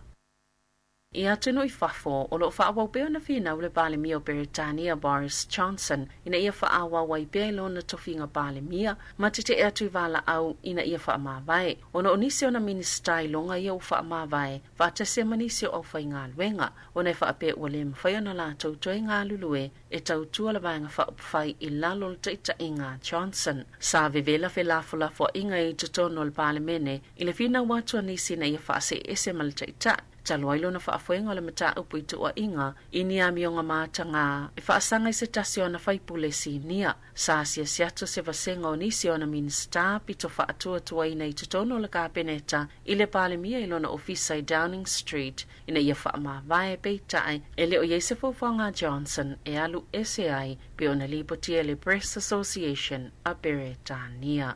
Tala wawia malisi ufonga le laumua, mo le nei vaenga o le awauli.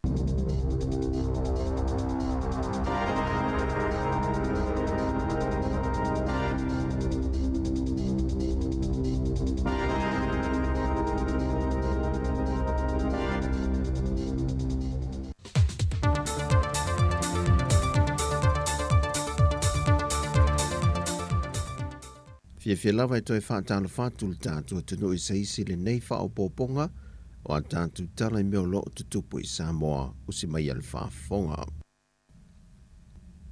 Ua whaailoa le sa avea ma ofisa Sidiol Company vaa Samoa le Samoa Airways le fionga moangu tutia la whae le ngau chang. O le valele o le powe ne fitu tol fitu valu se lau le na fuafua au mai le whainga ma lo watua nai. E nā o le whātau sanga lona matua, mai o se vaa o lo fau. Whātu sa atu le evan wantu o vaa ai ele whainga mā lo, e se furma le ono tau sanga le matua, o sa mua na ia lisi na maile vaa lele watoe whaa foi, mo le ono masina mō mua, e nā o le tolu se furwafe tā la Amerika i le masina, o le isi ono masina se soa neai, e nā o le fasa furwafe tā la Amerika le masina, a mai a lea ono masina, o no o atu lo le lua se lau fastful lima fetana Amerika i masina taitasi. O le ea vanuatu se furuono tausanga le matua wa fuafua, e tutongi i ai le fitu se lau valu se furua fetana Amerika le masina e tasi. E tusa le maliiva tesi malitolu se furuono miliona ta la il tausanga, whaatusa tusa atu le vaa watu e whaafoi, e na o le lua tesi maliiva se fulfa miliona ta la le tupe te tongi e Samoa le tausanga. Pe a whaia se fuafa te tau ina fua se lau lima se fulu, e le tau e valu se lau ta la ni usila e le fava yaso. E lanta i le lua se fulu miliona ta la tupe ni usila le tausanga e maua. Tusa le ma se fulu tolu miliona ta la Amerika. A e valu se fulu miliona ta la le eita la for company vaa Samoa le Samoa Airways. O le whaatatal noanga lea le fionga moangu te tia la whaele e lungo le leitio a le Radio Polynesia. Wato e tilo nei le whainga malo e se isia tātou wa afou e sidi atu lon te le, e pe ona folasia le fionga le minista e le fontanga le parlemene, le fionga faumuina Wayne Fong. Ua whaasile sile le fionga le tamaitai minista o tupe, le fionga mulipola ana Rosa Molio, le whaamatua tulo ni awa no moni tau fonga, Moni au nanga tu maoti lato te whaatau maia le swau o mai atunu I whafo. Mao lato whaatau wina tu I le atunu o lau tele. Wa sila le fionga te mai tai minista ma le whainga malo. E se whainga e tau whaapalasi e lalo le taungatā ma le si itia o le tau le swau o wa awina mai atunu I whafo. O le masina ne wa tu mau le tau le pensini kiso ma le karasini. Mai le tau sa iei le masina wa tua nai. Ona o le lava o tātou tani swau o lo te winai le swau a wina mai whafo. Le mawhai o na whaasua soa mo le toru masina le atunu. Ma whesoa soa ni ei le tātou atunu. E le taungatā o le swau o lo iei atunu I whafo. O le te minei e tasi le kompani o lo au maia le swau o mai atunu I whafo. Ma toi whaatau inatu I le atunu. Wa mai e whamau nia le komiti o whaatono le kompani o pulenga mo whaaputu ngā tupu teo whaawhai ngā ruenga o māwainga tausia Samoa, le UTOS whaapea fo I le tausi māwainga, le fitu tesi ma le 5 miliona tāla, mo le toe whaasa fua I nātu le iana whai unite, mo le tausanga wha le tupe le wa mai a ia uni lua fe lua se fulma le lua. E toa wha fe tolu se lausui whai unite na restala, o loo teu whaafai ngā ruenga lātou se leni te tono le UTOS, ma o le a whaamniei ne le neitu whutawhanga. O se teimi mua mole wa whaamawinai, wa au sia le UTOS e tufutawhanga wa silia tu ma le fitu te si ma le 5 miliona tāla. Ma o whaamawina o se matati a fau le nei fo I la sanga. E wina tele lu I tau na whea ngai ma le pulenga le nei fo I tau sanga o no le whaamai, pe tai na whaawa o pea le au nanga, e na ia au sia ni whaamanu yanga le lei mo le au whai unite, e ui le tūlanga lamatia wa iai le tamau a ingo le laulangi, ona o le whaamai wa pepesi whaasolo atoa, wa fiai ma le tātu o tunu.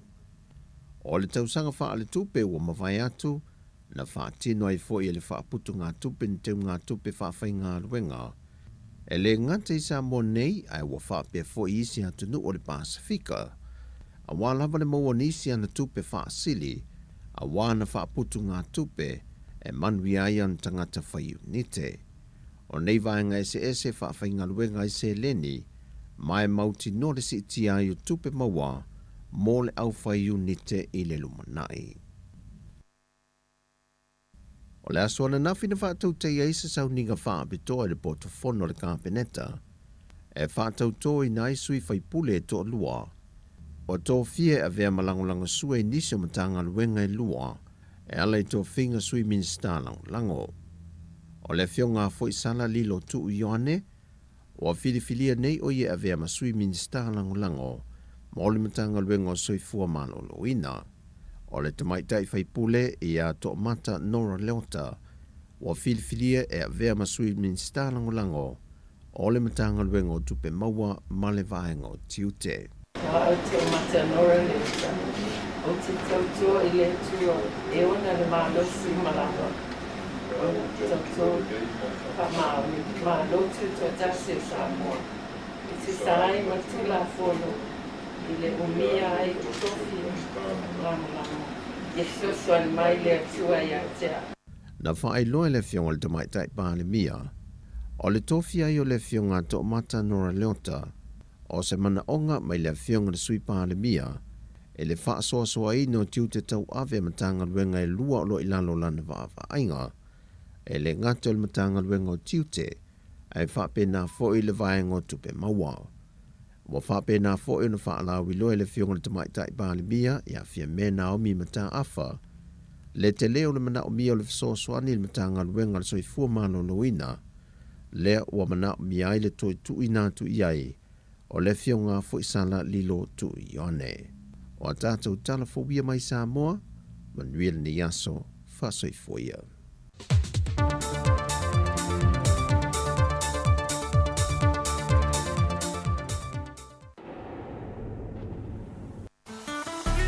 San, ola e uol tātou hainga.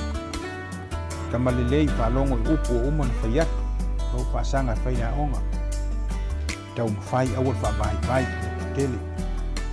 Tō anga whailau te talo I le tua I so ao ma le pō. Le whaatasi le tua ma oe. tātou pese. Alo I o whai vai a manu ia Aua e te loto vai vai Pea o mai whai na tā Lua te whaatasi Ma lea tua I so o se ala E te uia No ua tali ia e whalongo mai Ila une upu ole a whai Ia e nofo sauni Awa e te solo muli Ila whai unga ua whai Ole lalo langi nei E tumu I mea masi E tele wha o so songa E vai vai ai o langona Ia e loto tele Aua e te fefe Aluma le fia fia Lo uatali e manuia Alo I o whai vai a manuia Aua e te loto vai vai Pea o mai whainga tā Lua te whatasi Ma lea tua I so se ala E te uia Lo ua whawhine se I e whaalongo mai I le maupu o le a whai Ne I e manatu mama I loi matau lo tina A o e folau I le vasa loa loa E whainga tā O oe e malua I le a inga nei Lo ua whawhine se alofa whai le lei Tā ai e se lau whala Tu e se le alunga Whaamalo si mai se ia o I le taununga Alo I o whai vai a manuia Aua e te loto vai vai Pea o mai whainga tā Lua te whatasi Ma lea tua I so se ala E te uia O mamanga louso Alo I o whaiva I o rulu Maka wholau lo wha moe moe awa le kaua Ia kolo loko ia manga Kua lo ku I le muri papanga A makua ngai a inga Ai mai se la whanga Ngofka kalo kapua I whaalo loa le ala Awa lau sa valinga Nge I kuia lo vai se maa Lo se whalongo le lei I le au ngangi a mama papa Whau kuanga e whai mo e kua Ai mangu le whainga malanga Whalongo le lei mai manga kua Alu maamu ngai ka makua Awa ke whethe loko Ke le o e le lupe le a whalele Ki ke ele fili ki ke ele pia Kango e sapo le mangu ia Ko anga le loko ko anga kakalo Awa nge ngalo la kuspa ia Oi se sale te awa ki kangi Ke pakau lai le kua le langi Whaamaro si o e le koa Kau le kaua mo Samoa Ia wa ke le ngā whau kuanga Ke o loko maloa nganga Ai sau e ka whako whai e pui o pai o kawa Alo I o whai vai a manuia Aua e te loto vai vai Pea o mai whainga tā Lua te whatasi Ma lea tua I so se ala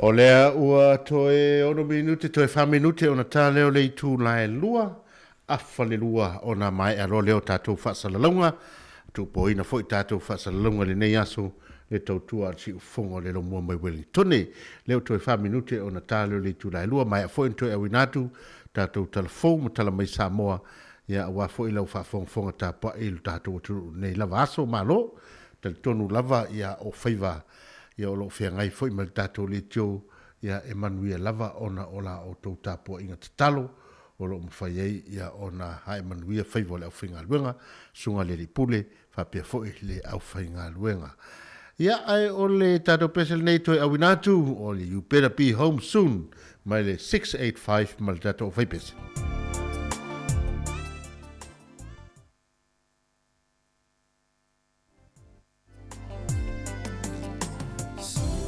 Atalo fatoi a Antele Aliva, whapea foi li foanga, o lo o whamanuia mai, ia whapea foi le sunga ia tau sanga whanga io mai sini Australia.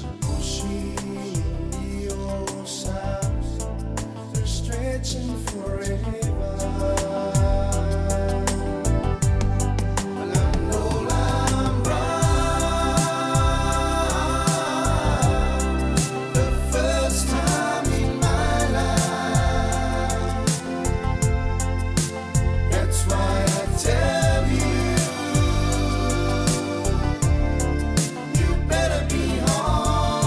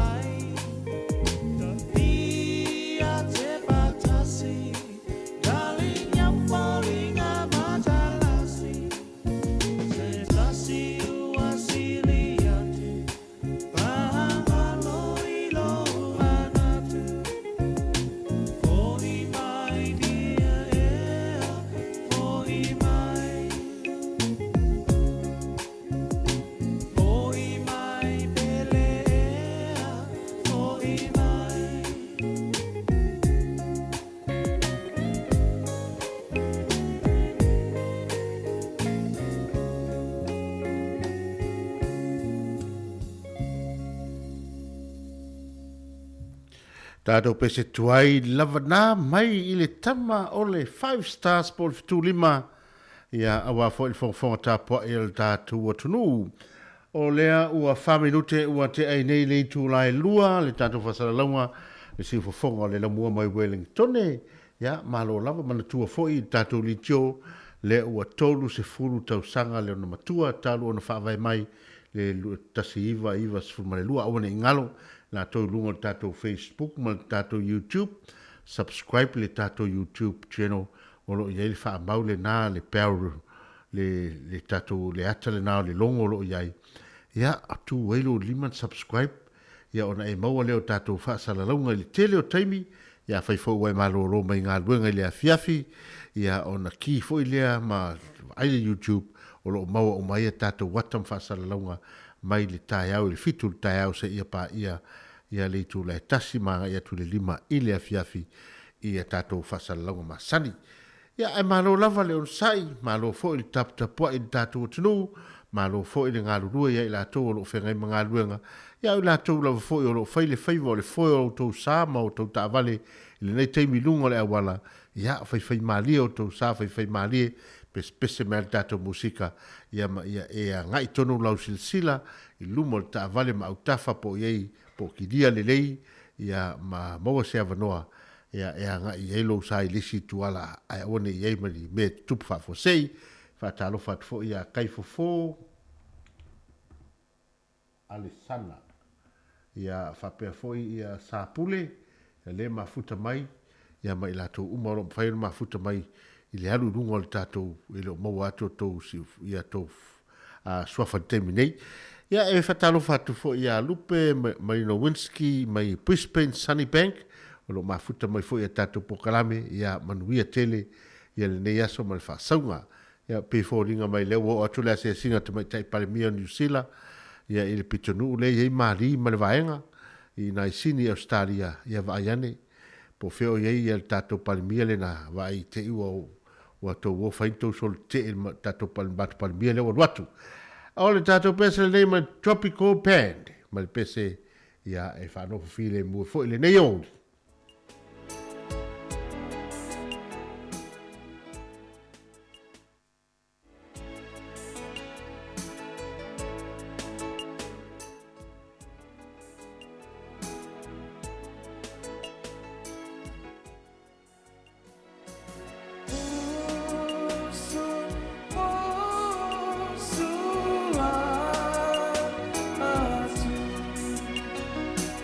Yeah.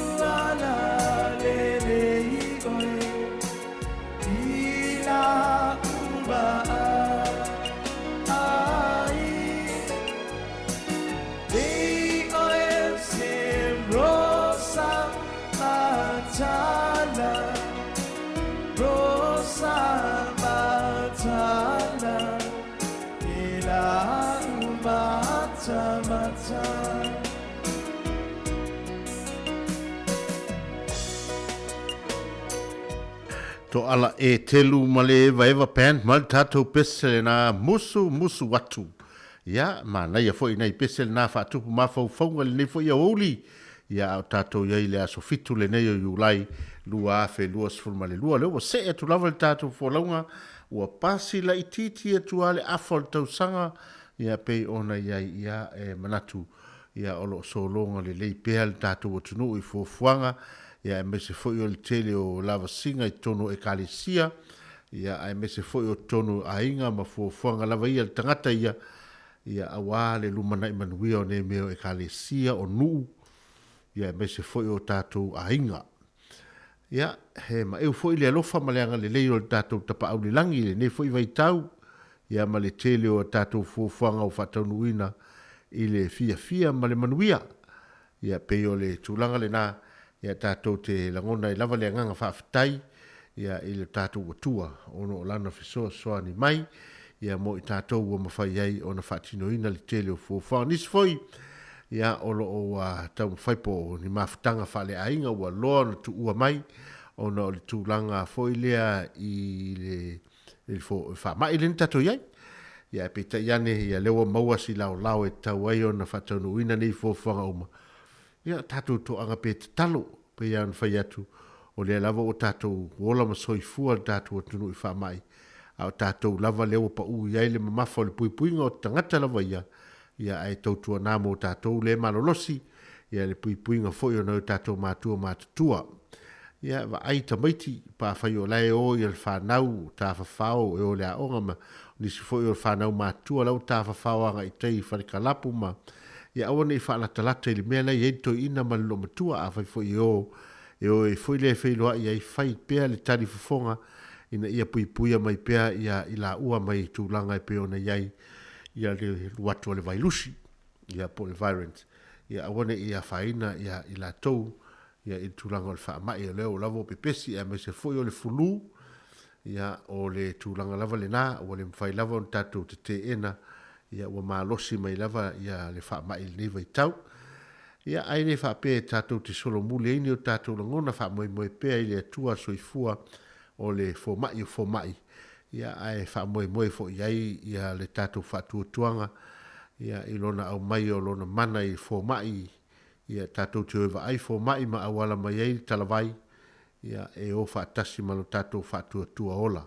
Ma le whaamoe ola. Ia o le atua lava o ia o loo whai o na whaamano lo tātou. Manu ia tele lava fe au malava singa le tātou tunu o leo sifuma le 5 minute ua te ai nei le itu la e lua ia whaasosola tupea tātou whaafiafianga sui whewhiloi. Ia le tama o vai papa ma le pese le nei le tap span ma le pese vai mai. ia matua lomi o lomi ma o omi.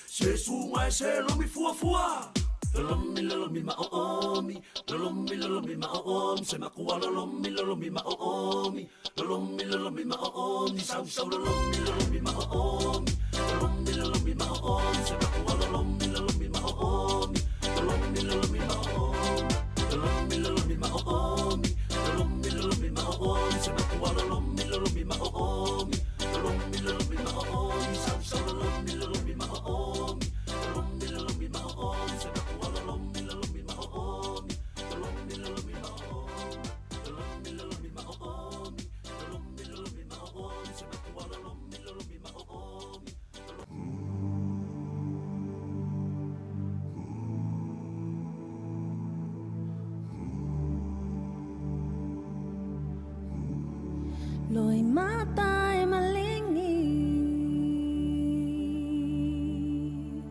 Toku loto whanono hoa Ko ngā loa atu A whakapele pele O mai whakamawhanwhananga Solo te mai tēne Ko ngā lotu Nata mawhine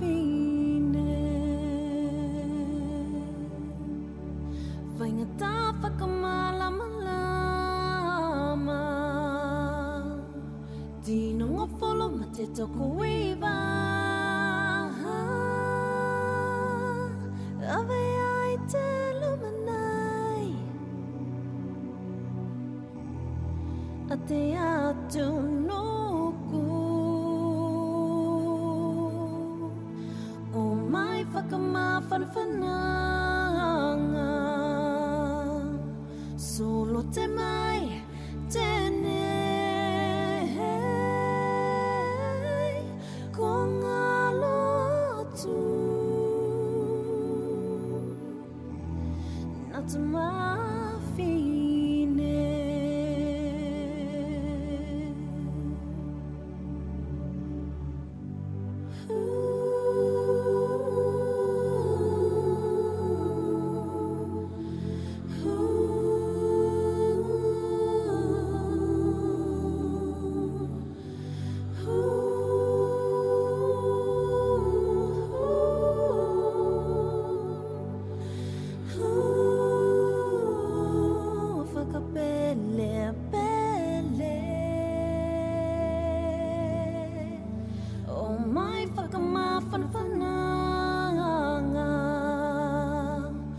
Solo te mai tenei Ko ngā lotu Nā te mawhine Loi matai malingi Toku nota whanono Ko ngā lotu Whakapele pele Loi matai malingi Tato peselena mai i le te waka, ma le pese loi mata e malingi, mai le tato uso tokelau, e whatalo whatua i fwoi ai lato umalawa i tamamti nā mātua tokelau, me se fwoi na tato mātua tau walu, ia ni we tonga, ia lo mwhai ona whafonga mai i le tato ngana Samoa, ma lo lava le fōlau.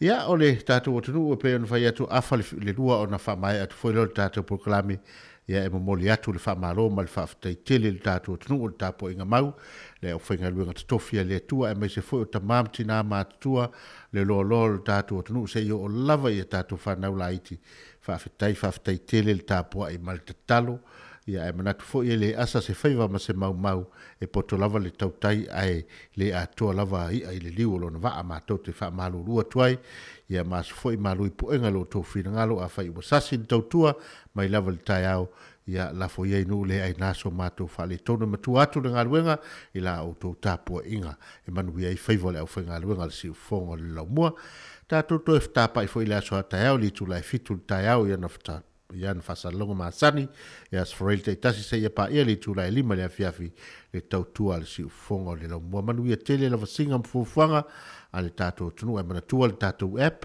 los full fight tu la tu yai ya lau li cho il tato app po lau TV tato app mo o mai tato fa sa longa meso tato pespesenga su fefiloi le tu lua po mau ya male vaveau ya tu fa sa ne fo ta fo ya ale mato fa talo fa tu le mal mato fa to fa tu le il pa ia mal mal tele tato tu ia manu ia tele fa sa ngal tato tu ya tato pesele nei fa o mato tato por kalame le pesele nei ale tama ia o alo ese puifua mai ia mal pesele na ole alo yo faiva ia fa so fu tato tunu